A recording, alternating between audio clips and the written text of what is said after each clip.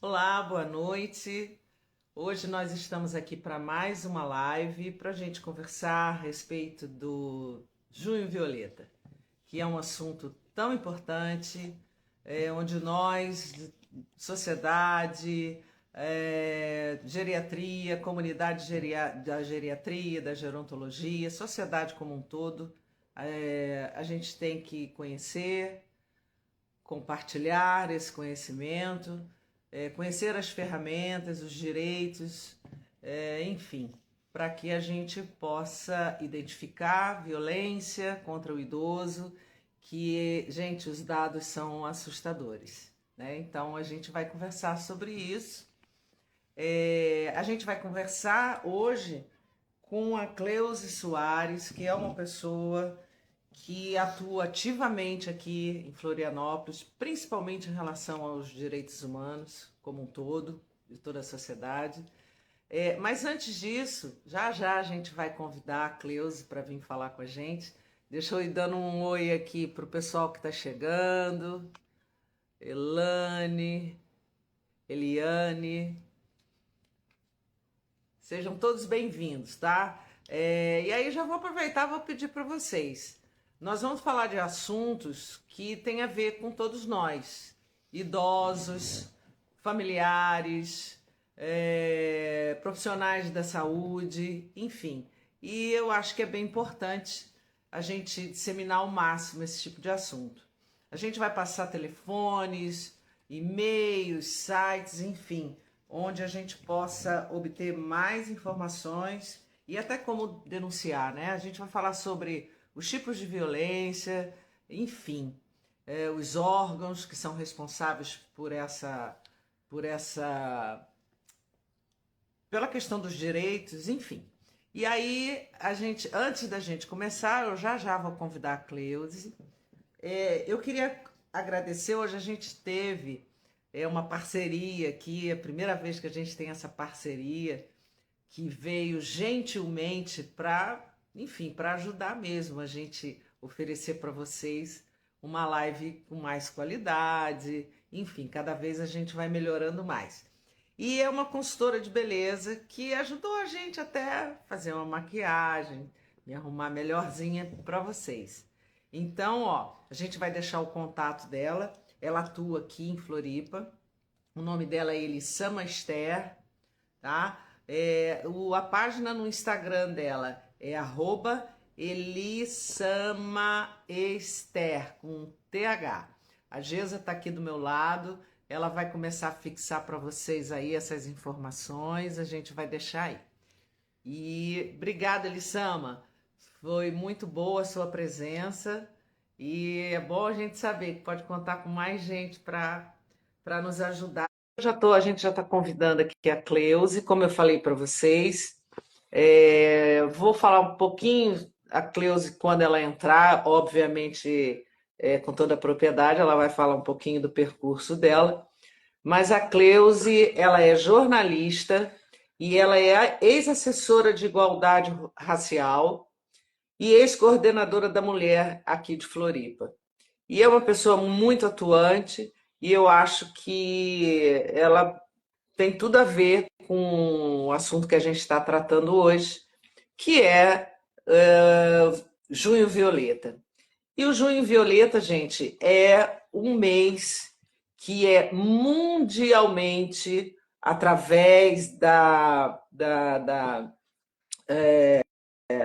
de se estabelecer algumas campanhas, enfim, foi feito o mês Violeta e, na verdade, é dia 15 de junho, tá? A gente está convidando, desculpa, eu estou um pouquinho enrolada aqui, que a gente está convidando a Cleusa, estamos tentando ver se dá tudo certo. Só estou adiantando para quem está aí, tá sabendo o que, que a gente está falando. Cleusa chegou.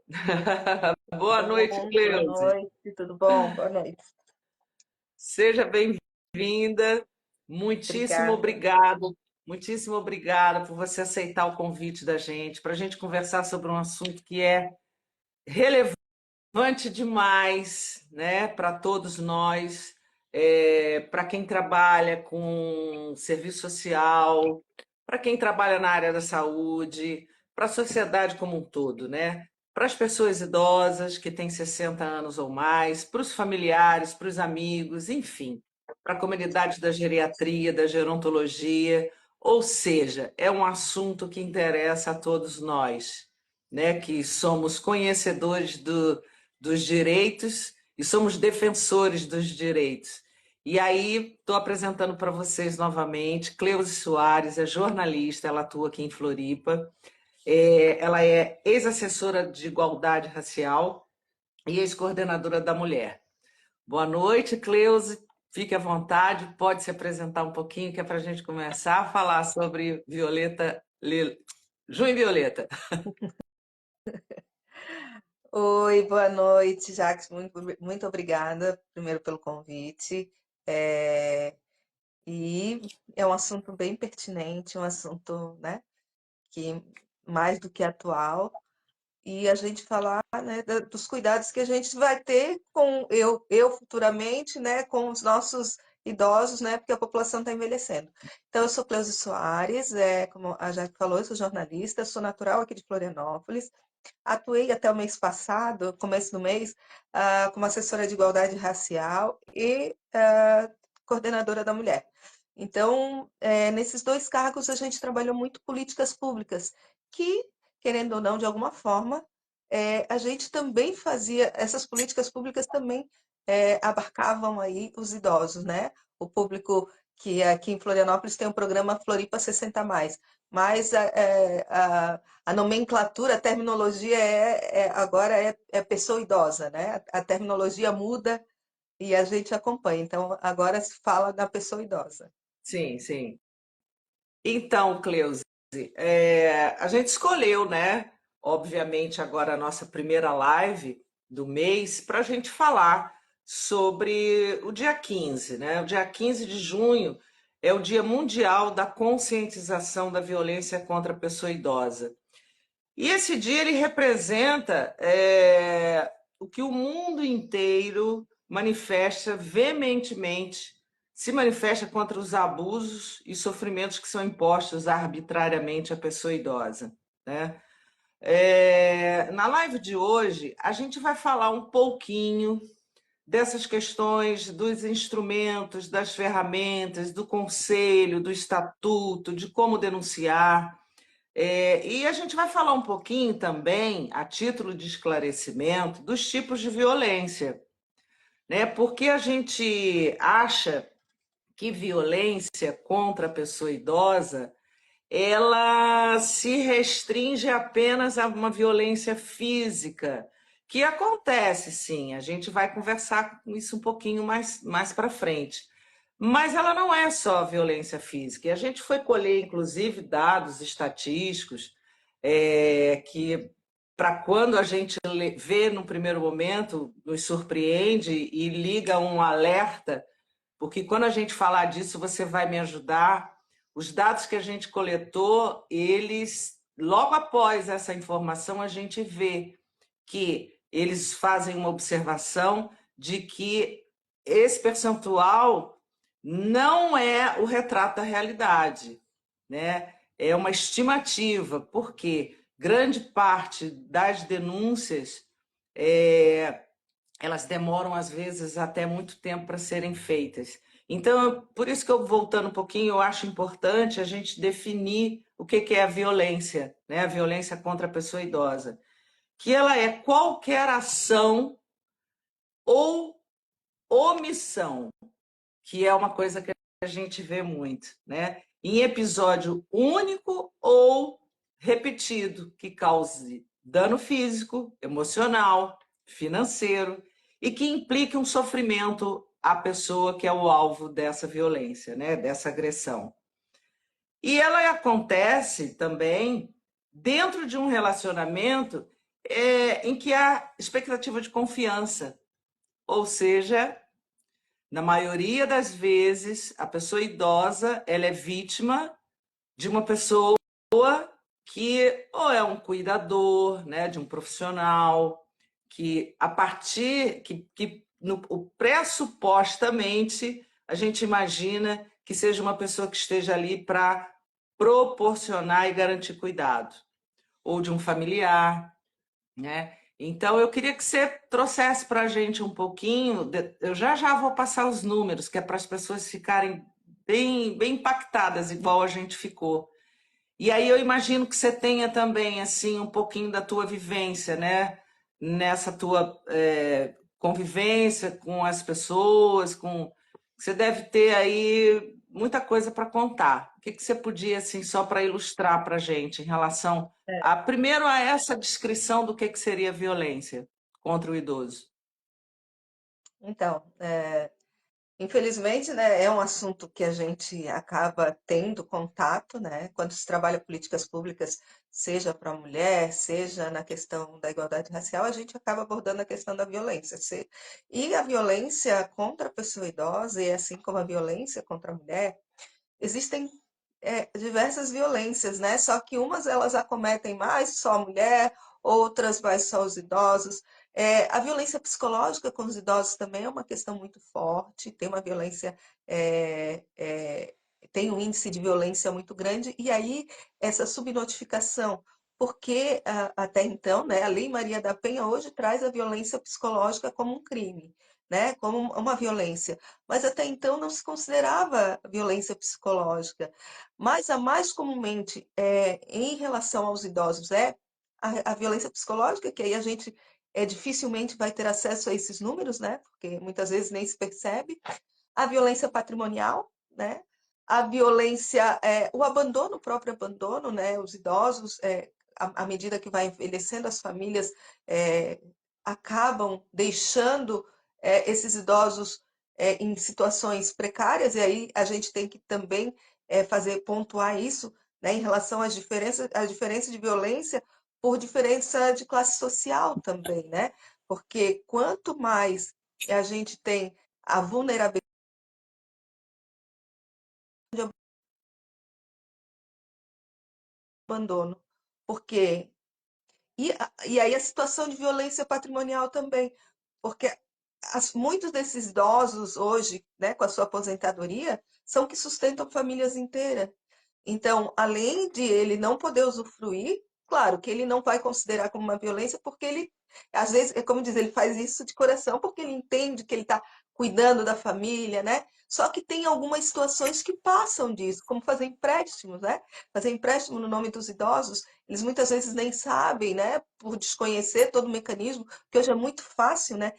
Pegar um empréstimo a partir da aposentadoria, então eles acabam não sabendo, ou até fazem o empréstimo mesmo para um familiar, e esse familiar acaba não cumprindo com o combinado, né? E aí sim também é um tipo de violência. Ficar com o cartão desse idoso para ir receber é um tipo de violência, né? E aí os extremos, né? Que aí eu digo que aí já são aí onde o município, onde o Estado, por si só, ele precisa intervir, né? Quando isso passa a caracterizar um risco de vida para esse idoso, que aí é a questão do abandono, a questão realmente da violência física, né? Onde esse idoso acaba, por muitas vezes, tendo que ser retirado desse seio da família. Então, a gente tem que entender que, à medida que a população envelhece, infelizmente, aumenta o número de situações de violência. Então, a gente precisa aí saber como lidar com isso, saber como trabalhar, e muito propício ter, né? Eu digo que quando se tem um dia para falar sobre o assunto, é porque a gente precisa falar muito. Porque se tem o dia Muito. 15 para falar sobre essa questão da questão da violência contra o idoso, é porque é um assunto que está muito, muito, muito, que precisa ser falado, porque a gente só entende Urgente. que essas denúncias acontecem porque a gente fala, né? A gente passa a informação de que é possível fazer Exatamente. denúncia. Exatamente. Uma coisa que eu já vou até, só para complementar o que você está falando, o número de denúncias ela aumentou não só porque as pessoas estão vivendo mais, envelhecendo mais, não é só por isso, mas é porque a informação ela está sendo disseminada e aí se dá acesso, né? Se dá acesso, se levanta alarmes, se aprimora o olhar, principalmente do profissional, né? que eventualmente pode vir a ter contato com esse idoso, e até mesmo na rua, né? Quando a gente vê algumas pessoas em situação, às vezes, muito mal vestido, sujo e acompanhado de alguém, né? Mas a gente vai conversar isso já já. Eu vou trazer para você, para quem está acompanhando a gente, matemática, tá? Dados de percentuais. Nos 3 primeiros meses do ano que nós estamos agora, de 2024, foram feitas 42.995 denúncias, sendo que, em primeiro lugar, com 17,51% dessas denúncias, vamos arredondar para 43 mil, né? O primeiro top 5 que entra aí é a negligência, né? É só para contribuir que você falou essa questão da violência física. A violência física ela está em quarto lugar.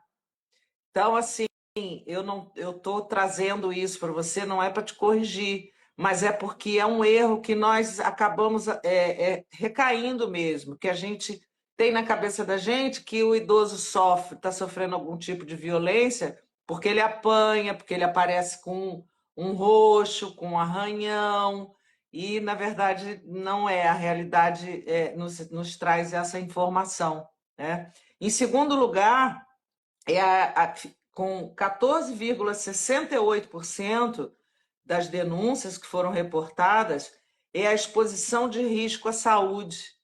Ou seja, é o idoso que é privado de comer, de beber, de dormir, de ter higiene. Que mais que eu possa assim trazer para exemplificar? A proteção mesmo à saúde, né? O cuidado com a saúde, a não tomar remédio, né? Em terceiro lugar, viria a tortura psíquica, né? Que a gente bem sabe, principalmente nós mulheres, quando vamos também para essa faixa etária, a gente sabe, a gente que convive com essa população, o número elevadíssimo de mulheres idosas, né? Que são as maiores vítimas, até por conta também da nossa fragilidade, que é inerente ao nosso gênero, né? Em quarto lugar, que seria, né, a violência física, né, ou que eles chamam de condutas de maus tratos, e também a violência, maus tratos, 12,20%, em penúltimo lugar, a violência patrimonial, que é essa que você citou também, né, que é essa coisa de fazer uso de um imóvel, de pegar um empréstimo, de tomar conta do cartão, do benefício. Não, pode deixar, eu que vou receber, e acaba que a pessoa faz uso do benefício da pessoa para o seu bel prazer, né? E deixa a pessoa em necessidade, em falta do básico para manter a sua saúde, a sua dignidade. E também eles trazem para a gente a violência institucional. Só que a gente, eu vou convidar você para que a gente não entre muito por aí, que quando a gente fala em violência institucional, a gente pode dar dois exemplos. Por exemplo, dois exemplos, por exemplo, é ótimo. O servidor público que é sumariamente colocado para fora do trabalho quando ele faz 75 anos, né? Independente dele ser avaliado, dele ter autonomia. Bom, 75 anos, tchau e benção. Um outro exemplo que eu posso dar é em relação às pessoas que têm 60 anos ou mais e que resolvem casar. Você sabia que você não pode casar Eu sabia. com comunhão total de bens a partir de 60 anos? Pois é, não pode. Ou seja, o Estado é que define, né? Como é que eu vou casar, em que condições, enfim. Isso é uma violência institucional. E mais um que aí a gente vai ter que fazer uma live só para falar sobre isso, que é o famigerado etarismo, né? O ageísmo, o idadismo, como vocês queiram chamar. E aí, mas eu acho que a gente não deve entrar, vamos ficar nessas da denúncia contra a violência, só essas outras categorias que a gente falou aqui. Então, assim, esses números, eles revelam expressivamente a quantidade de vidas, né, que estão tirando dessas pessoas a dignidade nessa fase da vida. E aí, eu vou trazer assim também para você poder falar um pouquinho da tua atuação, a questão dos CREAS, o que a gente tem, né, de acesso aqui em Floripa, o que que você pode trazer para a gente enquanto sociedade, idoso ou não, familiar ou não de idosos, o que que a gente tem de instrumento, como que a gente tem acesso ao conselho, ao serviço de assistência social daqui de Florianópolis, como no Brasil como um todo? Como é que isso funciona? Então, como até foi trazido, né, e parabéns, trouxe algumas informações anteriormente, até, né, sabendo que a gente ia ter essa live compartilhando, né, o que é CRAS, o que é CREAS. É, as portas de entrada geralmente são os serviços oferecidos, né? A gente tem comumente os principais, é o CRAS, que aí é uma questão de, por exemplo, ah, é uma família em vulnerabilidade, mas que eles conseguem manter vínculo. Eles precisam de um apoio naquele momento, seja em relação à questão de cadastro único, BPC. BPC é um dos benefícios que é disponibilizado para os idosos que têm idade já e que não contribuíram ou que não têm tempo de contribuição. Eles têm o BPC, que é um valor que eles recebem, um salário mínimo que eles recebem, é como se fosse uma aposentadoria, só que eles não estão ainda com a idade para aposentar, ou com os requisitos para aposentar, né? Que agora não é só a idade, são vários requisitos, né? Sim. Então, aí eles buscam o CRAS para fazer esse cadastro único, para buscar essas ajudas. E aí, os CRAs em cada região, em cada bairro, geralmente tem um CRAS, né? A gente tem aqui do continente, a gente tem o CRAS ali de Capoeiras, que atende toda a região aqui de Coqueiros, Vila Aparecida, atende a região de Capoeiras. Então, em Capoeiras tem o CRAS ali do continente. E aí, quando que o CREAS? O CREAS ele aparece quando já existe um princípio de perda de vínculo, que é onde a questão da negligência, do abandono, a situação de violência. Então, o CREAS, ele vai, essa porta de entrada, ele recebe denúncias, e aí a gente tem dois CREAS, tem o CREA Ilha e o CREAS Continente, que aí eu posso até já deixar o endereço aqui, né, para quem é de Florianópolis, né, Sim, que quer por fazer favor.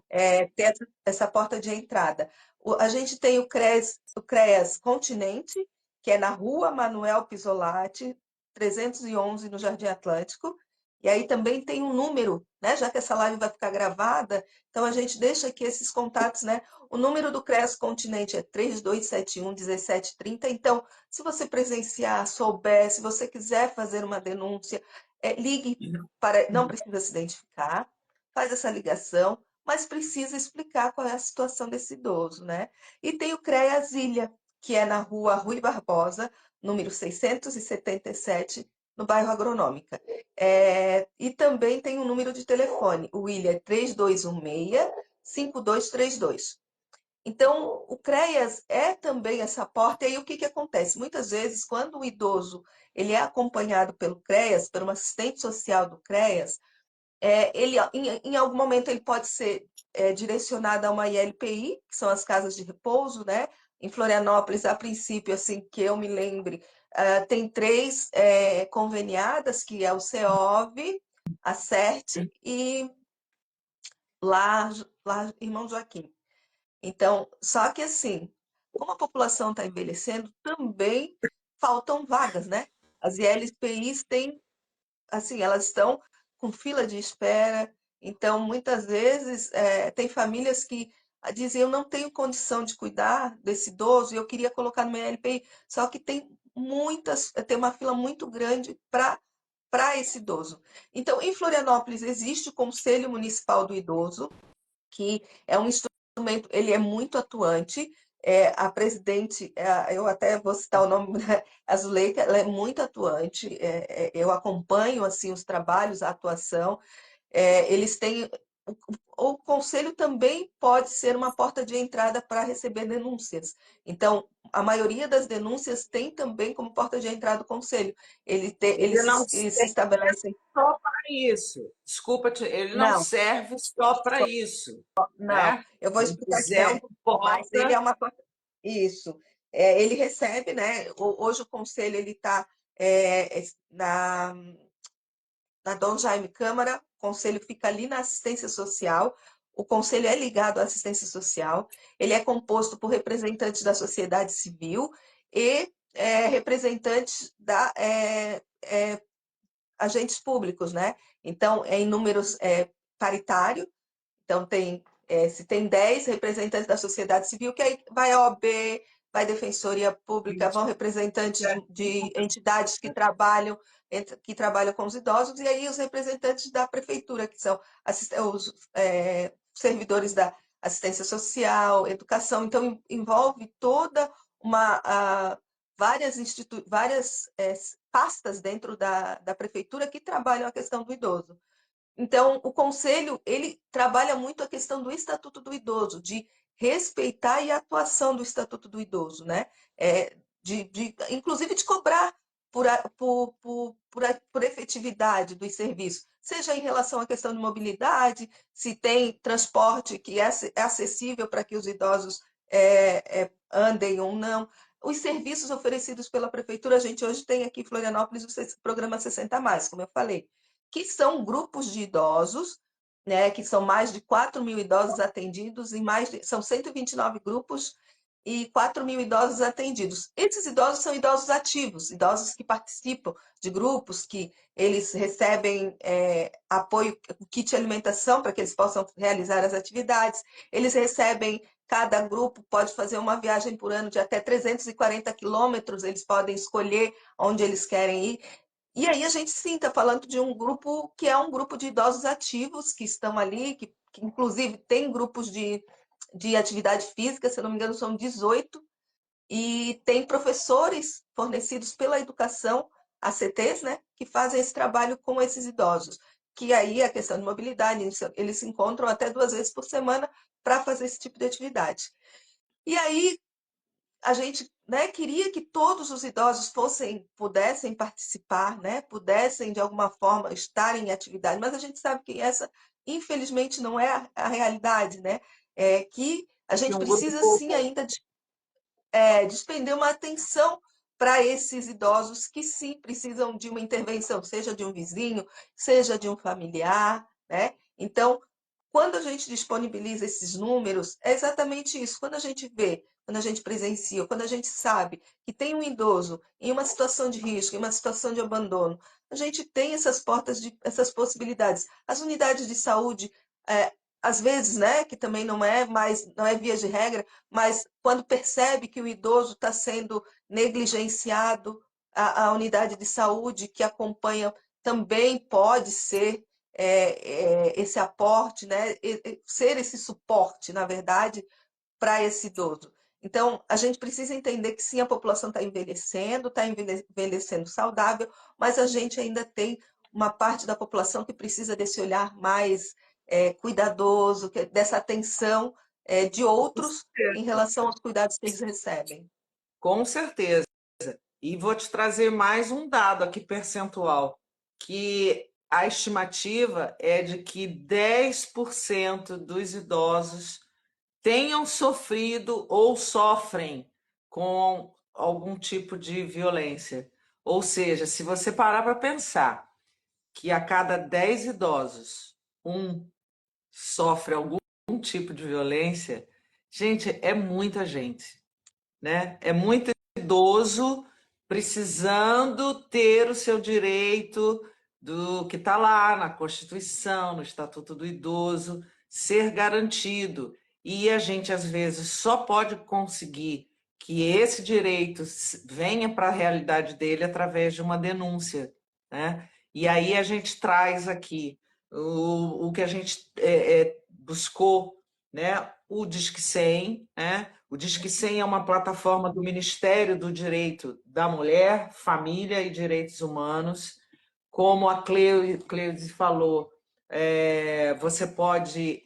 você não precisa ter certeza, mas se você desconfiar que aquela pessoa com 60 anos ou mais está sofrendo de algum tipo de violência, você pode ligar para o Disque 100. Claro que você vai manter o anonimato, e aí você vai expor a situação que você acredita ou tem certeza, né, que aquela pessoa vem sofrendo, e aí começa todo o caminho da assistência social, enfim, dos órgãos responsáveis. É bem interessante também que a gente fez uma pesquisa em relação à violência patrimonial, que é tão importante também, que a gente sabe que é uma coisa que está em muitas famílias, né? E que às vezes o próprio idoso ele sente que está sendo violado no seu direito, né, de gerir a sua vida financeira, trabalhou a vida inteira, tem algum tipo de dinheirinho que ele deixa guardado lá, ou ele compra um imóvel, vou comprar essa casinha que é para eu ter um teto para minha velhice, e ele acaba sendo enganado, né, ou tendo esse seu direito violado. A gente tem, mas só em Brasília, mas não quer dizer que a gente não possa acessar para esse tipo específico de violência, que é a Central Judicial do Idoso. Só existe no Distrito Federal. A gente vai deixar o telefone, o prefixo é 61, e os telefones, a Gesa está colocando, vai fixar aí. Eu vou dar só um, tá? E o e-mail para a gente não perder muito na nossa fala. O telefone é DDD 21, 61, o telefone 3103-7609, ou através de um e-mail, que é Central Judicial do Idoso, tudo junto, tudo minúsculo, arroba TJ, D de dado, F de foca, T de tatu, ponto, jus.br.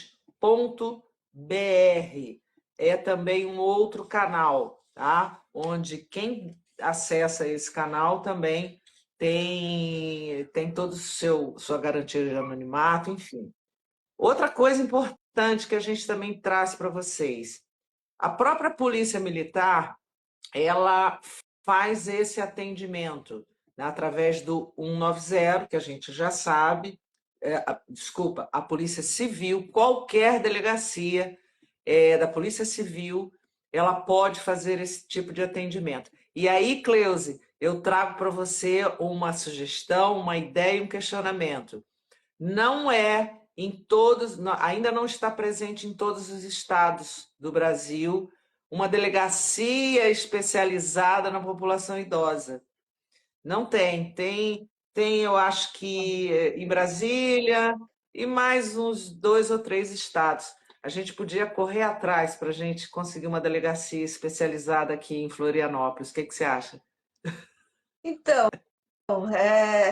são serviços bem necessários, né? A gente entende que hoje o que a gente tem de delegacia especializada é a da criança, da mulher, da E da criança, mulher? do adolescente, né? Que Florianópolis também na região é uma das únicas cidades que tem essas delegacias especializadas. E eu entendo que Florianópolis, sendo a quarta cidade com, para melhor envelhecer, teve uma pesquisa que revelou que Florianópolis fica só atrás de, se não me engano, São Caetano, Vitória e Santos. Então é a quarta cidade. Então a gente recebe, né, diariamente aí muitas pessoas que vêm para cá como para buscar também um local tranquilo, seguro para aposentadoria.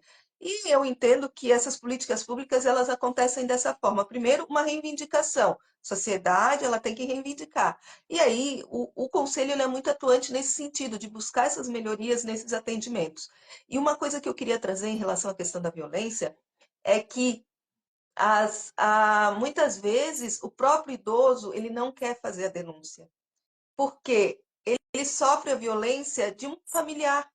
Então, ele não quer expor esse familiar, ou ele não quer que esse familiar, de alguma forma, pague, seja punido. Então, o próprio idoso, ele não faz a denúncia. E aí também tem a questão de que é, tem uma política pública que é a Lei Maria da Penha, onde a violência doméstica contra o idoso, ela pode sim ser enquadrada na questão da lei da violência contra a mulher. Então, a Lei Maria da Penha também cobre as situações de violência contra a mulher idosa, mas geralmente quem comete é um filho, é um sobrinho, então um irmão. Então, muitas vezes eles não vão fazer essa denúncia. Por isso a subnotificação. Mas entender que essas políticas públicas, sim, ter uma delegacia é importante. O Estatuto do Idoso ele passa por reciclagem, ele passa por. A gente diz que faz aí como tem a questão de mudanças, também passa por mudança esse estatuto. Então, é uma coisa para se prever, né? Quanto mais a população envelhece, mais serviços voltados para os idosos precisam ser oferecidos. E a delegacia também passa a ser uma das prioridades nesse sentido. E aí, quando você fala essa coisa de que, em alguns casos, o próprio idoso ele não consegue, não quer, enfim, tem medo, né, de denunciar, às vezes, um próprio familiar ou um cuidador, é aí que eu acho que é o nosso papel, enquanto a gente está aqui fazendo essa live, enquanto nós somos filhas e mães, somos avós, trabalhamos, estudamos, enfim, nós circulamos entre as pessoas. Eu, no caso, que sou profissional da área de saúde, enfim, todos nós, né? E quando eu falo todos nós que somos 60 a mais, nós que não somos 60 a mais, nós que somos mulheres, nós que não somos mulheres, enfim, a sociedade como um todo, a gente precisa estabelecer um pacto, né? Um pacto intergeracional, um pacto, enfim, para que a gente possa, de uma certa, vislumbrar uma capacidade que a gente tenha para ter empatia, ter sensibilidade, enfim, para que a gente tenha um pouco mais de respeito, de solidariedade, e a partir daí a gente desenvolver uma coisa que a gente está, enquanto ser humano, eu acho que a gente está perdendo, é o cuidado com o outro, né? Então, inclusive nós, profissionais da área da saúde, a gente, muitas das vezes, a gente vive uma rotina que a gente tem que fazer N atendimentos e às vezes a gente não tem uma escuta, a gente não tem um olhar, né? Um olhar para saber o que exatamente aquele olhar está tentando nos mostrar, né? Quando um idoso fragilizado, na maior parte das vezes, ele chega numa cadeira de rodas e que o profissional de saúde conversa com ele a 3 metros de distância e não toca nesse idoso. Às vezes esse idoso está com hematomas, escoriações e... o senhor veio aqui por quê? Está tudo bem? O senhor está sentindo que a pressão está boa? Está aí, está comendo direitinho? O senhor emagreceu? O senhor engordou? Então, assim, isso é uma coisa que eu posso falar porque eu já trabalhei, né, em serviços de saúde. Nós, profissionais da saúde, geriatras, gerontólogos, fisioterapeutas, enfermeiros, enfim, a gente tem que ter esse olhar, porque às vezes está ali na nossa frente, mas a gente não se toca, né? E é uma responsabilidade nossa, sim, e é uma responsabilidade de todo mundo, né? A partir do momento que a gente desenvolve essa empatia. Queria deixar só mais um telefone, a gente já está quase com o nosso tempo aí esgotando. Também de Brasília, tá? Que é também uma central onde também a gente pode denunciar ou buscar informações, que é o 61 99 656 5008.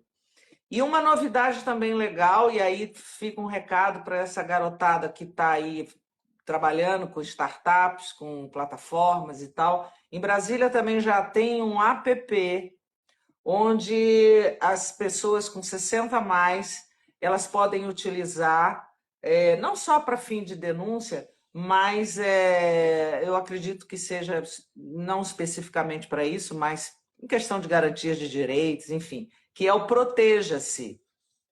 Ainda não está disponível em outros estados. Então, é isso. Os canais estão aí. A gente também precisa se educar, como eu falei, né, Cleusa? E eu gostaria, assim, de deixar que você fizesse as considerações finais, contribuísse com alguma coisa que eu não tenha falado, porque é muita coisa para a gente falar e a gente vai falando, né? Que a gente quer. Então, já vou logo te agradecendo e deixar aqui a nossa casa à sua disposição quando você quiser, para a gente conversar sobre esse tema tão importante. Tá? E vou deixar as considerações finais, vou passar a bola para você. Desde já, muito obrigada. E responsabilidade.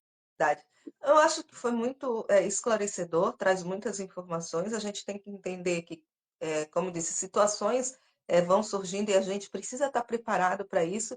E quando a gente vai falar, né, de combate à violência, de combate à intolerância, de respeito, a gente entende que é uma atividade onde envolve toda a sociedade. Então, sim, eu no meu papel, enquanto gestora, quando estou como assessora, ou quando estou como coordenadora, todas as políticas que a gente pensa, inclusive eu estou aqui com o nosso segundo Plano Municipal de Políticas Públicas para as Mulheres, né?